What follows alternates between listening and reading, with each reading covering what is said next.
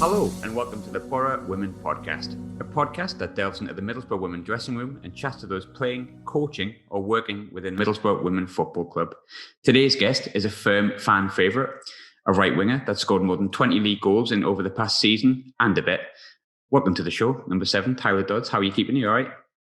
I'm good, thank you. Excited to get this started, yeah. How was my intro? Was it all right? Fantastic. It was, Good. yeah.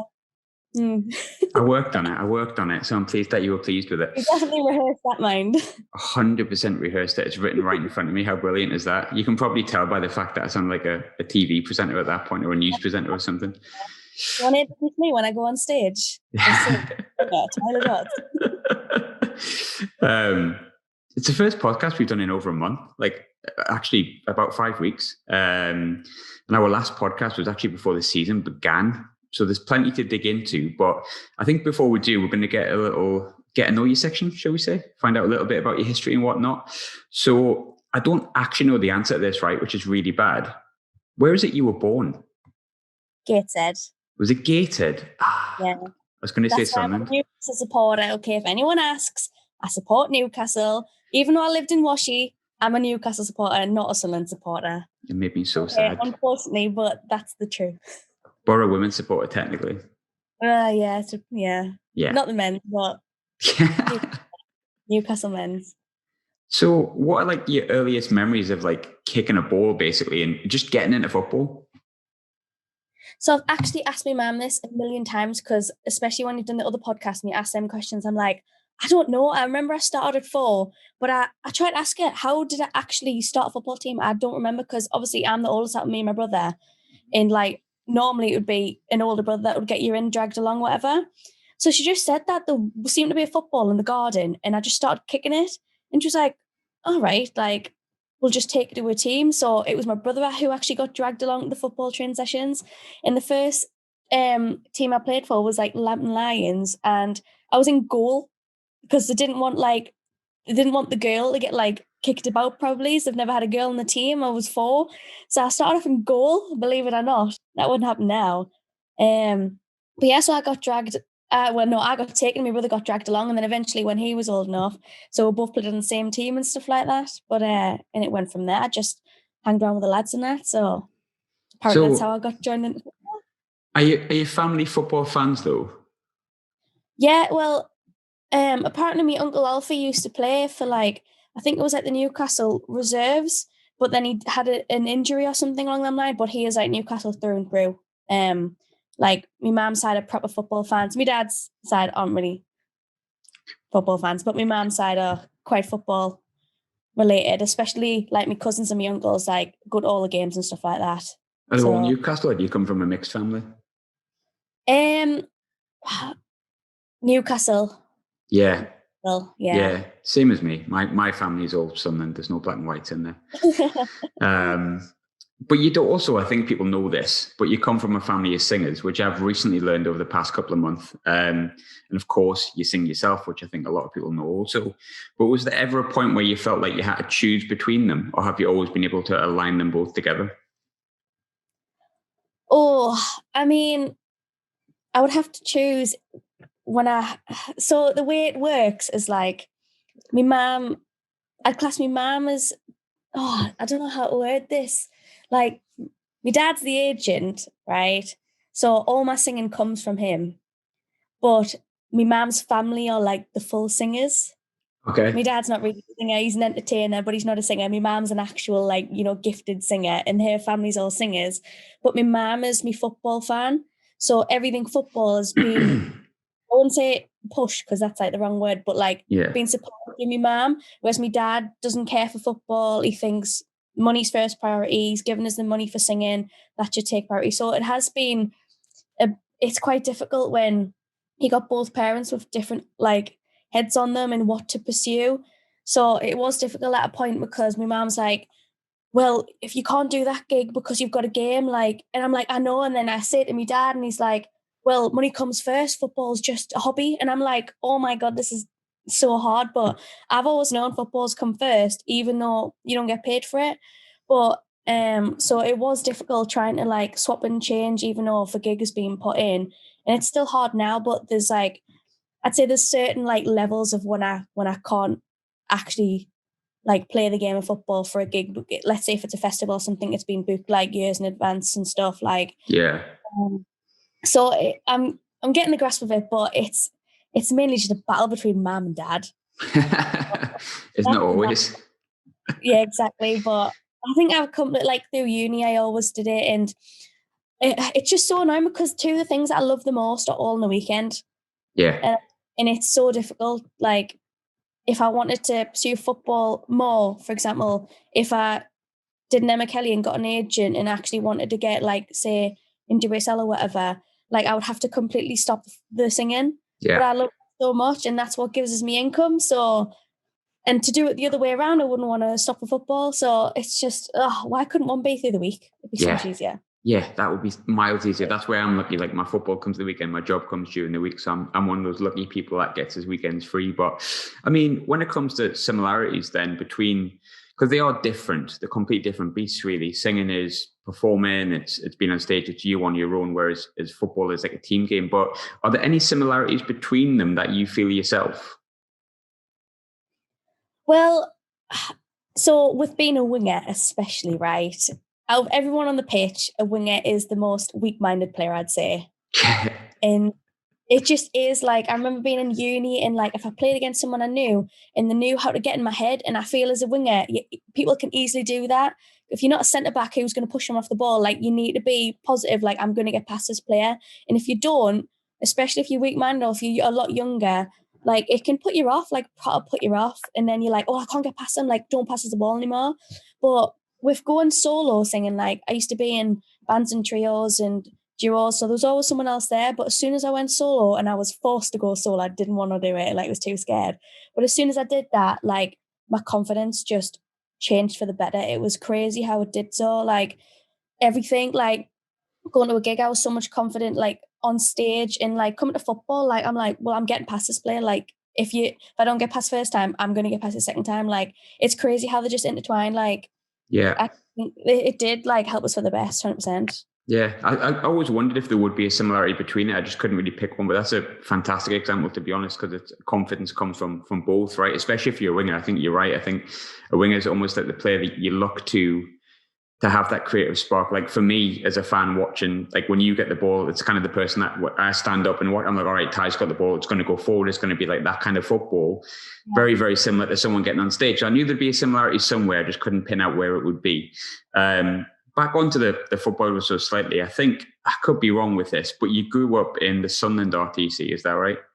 Yeah, the Sunderland Centre of Excellence, yeah. That's the one. So how did you get spotted by Sunderland then? Well, so basically, I didn't actually know about it because I must have been, what year? I must have been in like year 6, like the summer of year 6 to year 7. Mm-hmm. So I played for, when I played for the boys team, I had to go to a girls team, and then I got spotted at the girls team. But my mum had planned this holiday to Australia, and it was like a 3-week holiday. So basically, she got approached by, I don't know how, but she got approached by someone from like Sunderland Centre of Excellence. In fact, no, it was my school teacher. I think it was Amy Westmoreland. I think she approached my mum, like, and she worked there. That's who I think it is anyways. I could be wrong. And so my mum didn't tell us because the trials were actually like whilst we were meant to be on holiday. Mm-hmm. And she told them, look, I've planned this holiday and I know if I tell her, she'll want to go at the trial. So she didn't tell us. I went on the 3-week holiday and I came back and my mum said, I've got something to tell you. She was like, being spotted by Sunderland, but the trials were like 3 weeks ago, but I knew you wouldn't come. But they've agreed, like, I did speak to them and they've agreed you can go back now and go for a trial. And I was like, oh my God, why did you do that to us? But so I had an amazing holiday, came back and then had a trial, and then I was on Sunderland. That's so harsh. Oh, honestly. If Julie, that's horrendous. Oh my goodness. That's so bad. To be fair. Stop because I went on holiday to Australia. To be fair, I get the money element of it because I'm guessing Australia wasn't like one of the package Ryanair holidays and out like that. But not on the flip side. So I think, growing up, what I know this a little bit for the people listening though, you played alongside a lot of players that in the Northeast you will know, both at Middlesbrough and outside of Middlesbrough. Plays at Newcastle, Sunderland, Durham now. But which players did you grow up alongside that are still in the game and still playing, probably in the Northeast or even outside of the Northeast, actually? So when I was at the Sunderland Centre of Excellence, like, obviously there's like the year when you're with people younger, a year when you're people older. Mm-hmm. So like the older girls, when I was on that team, was like Charlotte Potts, Ollie was the older one. There's a few that you won't know, like a lass called Lisa Ryan. I'm sure she's playing abroad now in Arkansas. So, and when it was the younger one, it was the likes of Cass. I played with Cass at Centre of Excellence. And that was always fun. You've got my school friends. Well, we didn't go to the same school, but like we knew each other and went to college together. So we actually went to college together because we played Centre of Excellence. So it's like Nicole O'Hara. So we played together at Centre of Excellence as well, and then went to college together and all of that. So, God, I'd need to look at pictures. Did you have Emma Kelly? Was Emma Kelly in your year? She was a year younger than me. She wasn't at the Sunderland Centre of Excellence though. She was just Sunderland Reserves. I think she came in then. Right, okay. But there was that one year where Sunderland didn't get the licence. It was it would have been my last year of like, say, it's RTC now, isn't it? Yeah. So me and Cass went to Teesside to do that trek for the year. And that's when I played alongside the likes of Anna for a year. I think there was Chelsea Basnett. It would have been, no, I wasn't alongside Emma Kelly there. She was the year younger and I was with the older girls that year. Okay. So who else is on that team? There's been a few, hasn't there? There's been so many of like progressed and obviously now there's a few of them have all come back at Boro this season. You obviously went through with Sunderland and you wanted to go on loan, I think, at one point. Obviously, for people who are not fully aware, I think there has to be contracts and all sorts of stuff with women's football. It's a little bit different to men's football where you just sign a contract and go on loan whenever you want. It's sometimes dual signed and all that kind of stuff. But you ended up, long story short, going to Durham for a season. Got a bit of first team football there, but then you came back to Sunderland as well. So when you came back from Durham, like what was the plan when you went back to Sunderland? Like, was it to get in the first team, to be with Sunderland and sort of move forward with them, or was the... Yeah, so when I was at Sunderland and I asked to go on loan just because I was that fringe player, and it's awful being a fringe player because you're, like for the fringe players now in our squad, like you're in the first team and you're a sub and you're dying for minutes and then you feel unfit. So you end up going back with the reserves and getting full 90 and then you feel awful because you've took someone's spot. But then it's like, that's what it's there for, but it doesn't feel that way and it's just an awful position. And because I wasn't getting that many minutes, because when I was at Sunderland, it was when they were in like the top league and there was a lot of experienced older players there. So I was only young, so I was never going to get that start at that age. So I wanted to go on loan. But because I wasn't contracted, because no one really was, they said I would have to leave, but that the door was always open to come back. So I made that decision, and I think someone got a whiff of it really because I think it was Durham that ended up contacting me. So, and then I went over for a season, and then wanted to come back because I've always been at Sunderland. So came back, and then I ended up going to Taipei with the World University Games, and that was one of my best experiences, to be fair. That was amazing. So yeah, you said that was like your best experience that you had in football so far, wasn't it? So what was, for people who don't know, what was that and what made it the best experience that you'd had? So I wouldn't say I'm quite a home person in terms of like, I need to be home, but like I've had a lot of houses growing up, so I'm not the person to want to go and live somewhere else. Like I just want somewhere to stay, like, and I don't have to be there like all the time, but I just need somewhere. So this opportunity, like I've been to a few England camps and stuff, and that was just like a couple of days and it was great. But this was 3 weeks away in China, and I was like, oh my God, I'm petrified. Like not having my own bed, like I don't even know if I could cook at this point. Like I can't remember, but like it was just so scary. But like I knew it would be so good, and I had to push myself out of my comfort zone. And the way they described it was going to be like the Olympic Games, but for university students. Mm-hmm. And oh my God, it was like when I went there, and it was just amazing. Like there was loads, everyone was in the kit, like we were in GB kit, and there was like Brazil, like Italy, France, Spain, and I was like, like China. I was like, what's going on here? This is amazing. And getting to play at these lovely stadiums against these teams, like, and it was so hot. Like I was tomato every game. My face was so red. But it was just amazing. Like you had to go to the food hall and like every team was there, like for all different sports. It was just crazy. It was so good. I went with Emma Kelly there. That was so fun. Thing is, as well, I think, I mean, everyone has their own experiences. I felt quite lucky that I went to Asia when I was like 12 or 13, and it is just such a different culture, but it's such a nice culture, and it's like there's so much about it that you can learn from it, I suppose. How old would you have been there when you went? 18, 19? I think I was second or third year of uni. So 20?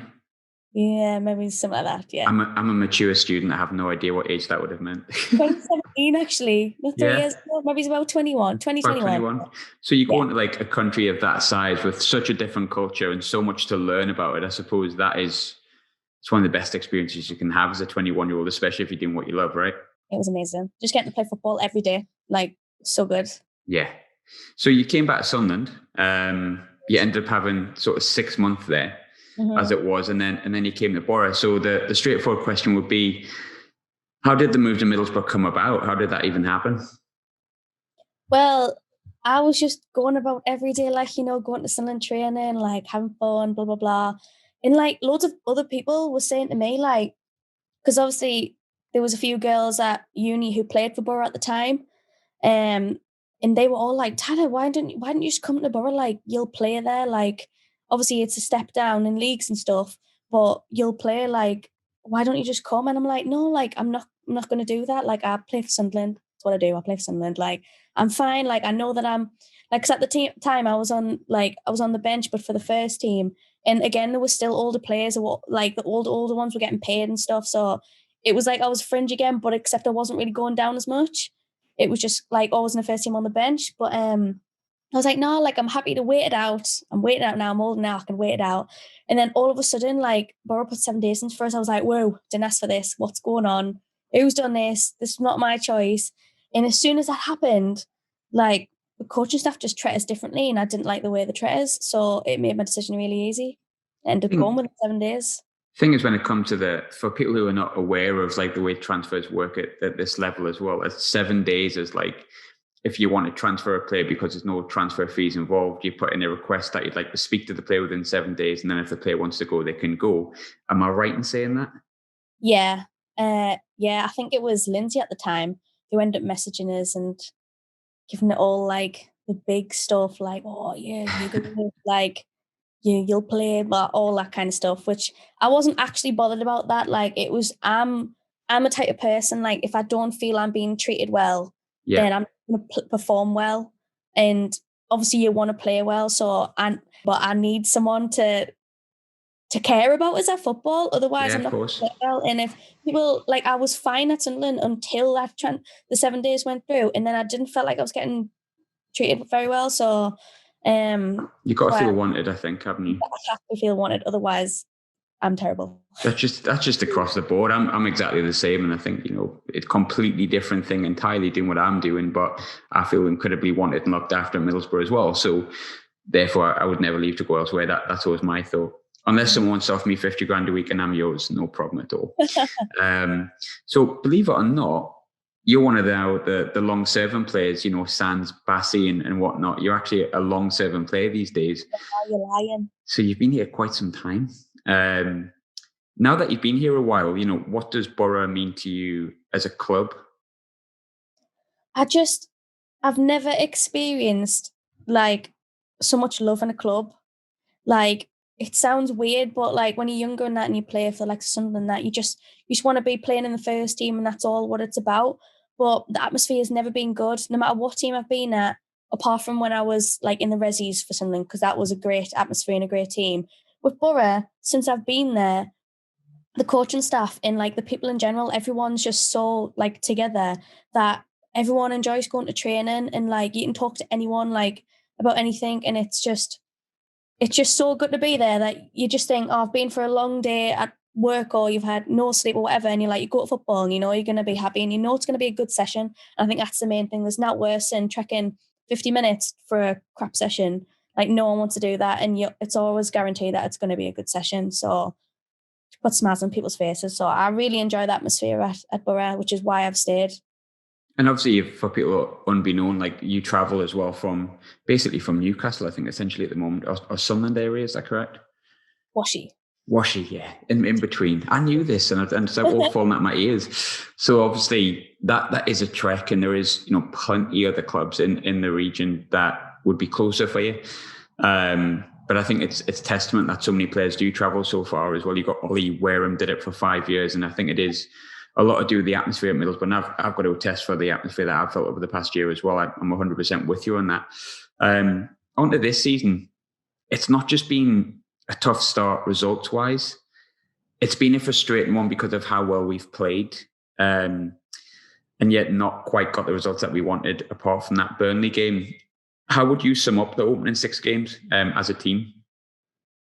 Oh, it's just so annoying, man. It's so annoying. Like, I just think we've had such a good pre-season. We've probably had the longest pre-season out of every club as well, and it's actually been the most enjoyable pre-season as well. Like, it's so strange. Like, I don't know how it has with all the rules that were in place, but we've done so well, and like we've just started, and like we are playing well. Like, there is a few new players, and we're trying people in different positions. So fair enough, we are getting used to that. But I think we just played like decent football. It's just we're just not getting the goals at the end, and we're just conceding stupid counterattacks. Literally stupid counterattacks. And it's like we'll go for goal, and maybe I don't know if people are watching us, and then if we fail up top, and then it goes back, and because they've been watching us, they're failing at the back. Like, it's just silly mistakes. Like, if we can get over silly mistakes, we should be fine, because that's literally what our goals have come from. Like, I don't think anyone has actually like done what we've done to score goals. Like, the goals that we have scored have been proper team goals that we've had to fight for, whereas theirs are corners or literally counterattacks. I think that's only 2. So if we can try and stop those, we should have clean sheets. That would be great.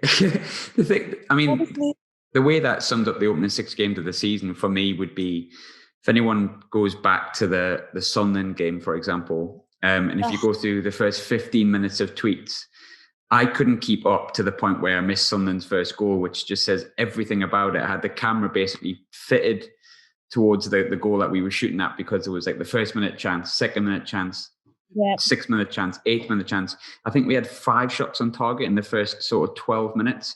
And by this point, the camera was just more or less fixed on the Sunderland goal. Then I turned it for the one time they attacked, and they put it in from 25 yards out. And it's not the only game that's happened. It's like it's continuous. So it's been a really, really frustrating beginning to the season. But on the positives, Armani got on the score sheet, 16 years old. It's probably like her second touch in like first team football, because I think she only got like 5 minutes or so against Hull. As for yourself, obviously you're top scorer last season, but in October you've got 2 goals, 2 assists, and I think 3 player of the match, opposition player of the match awards as well. You had a blistering pre-season. You had so long out, we all did, due to COVID, but are you starting to feel that match fitness and that kind of sharpness coming back then?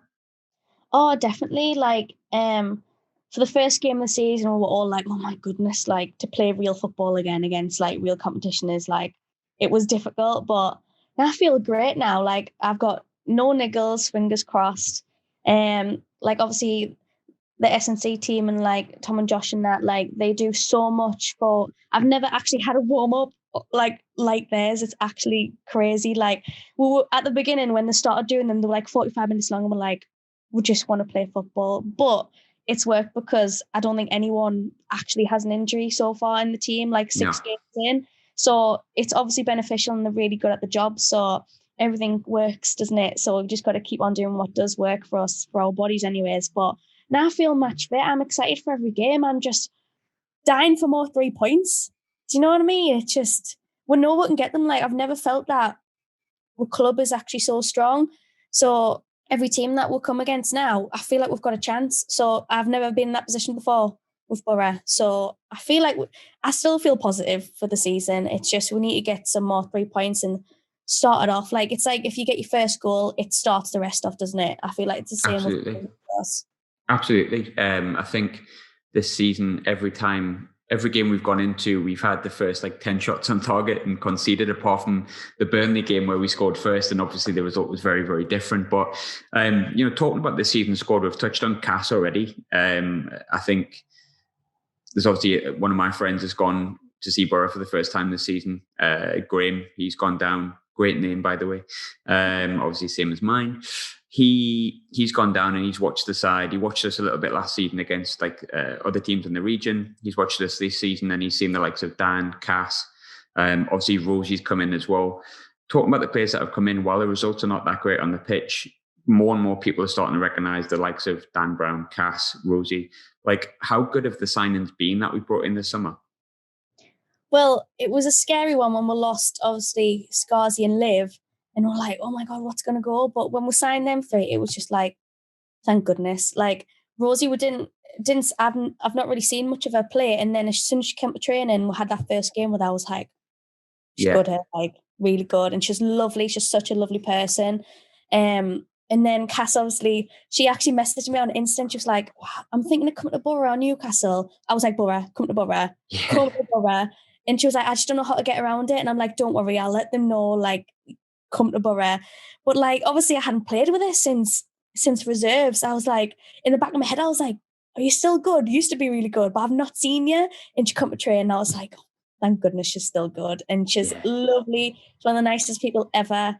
So it's great. And Dan's she's mint. She's actually playing out of position, but she's doing amazing in that position. So I think she can play anywhere. And she's such a good character. She's great on the ball. So we've made mint signings. Yeah, great people, great signings. Yeah, 100% agree with that. Just to touch on sort of the last question, I guess, we're discussing this season as it is, and we're discussing about how there has been some games we've been defeated in and it's been frustrating. But comparing it to last season, there was a lot of games we admittedly got absolutely hammered. And I think we've got to be honest with that. It was Derby, I think Loughborough, a few games where we got beat by quite a few goals. This season, it's been marginal and it's been tearing our hair up because we know we should have probably won them or been outside by half time. But one team that we played on Sunday, Derby, was speaking before that game. They beat us 3-2 at home last year, but 7-0 away from home. Yeah, we had loads of injuries, but 7-0 is 7-0. Do you feel like we owe them one a little? To be honest, right, I have the worst memory in football ever. I don't remember any scores. Literally, I go on a Sunday and I'm like, we need to beat these. And that's pretty much my mentality with football. But if they were the results, then yes, we definitely need 3 points against them. We need to have that mentality. Otherwise, why are we playing football for? So I'm just hoping that we can go out on Sunday, everyone's feeling positive, and we'll get some goals or just a clean sheet at least. I'd like a clean sheet. Do you know what I mean? We need a nice little 1-0 win would be nice, wouldn't it? That would be beautiful, right? Nice wee 1-0 win. For those people who are listening, the tickets are still available alongside the programme, which Tyler, you're in the front of this week. There's been plenty of requests for signatures this week, so I'm going to have to bother you before the game on Sunday. But grab a ticket. It's middlesbroughwomen.bigcartel.com. It's £3 for an adult, and if you want to bring a child along as well, it's only a penny online. But Ty, thanks so much for joining us. Hope you've enjoyed it and had fun, and I'll see you on Sunday. Yeah, see you Sunday. Class. Cheers, mate. Thank you.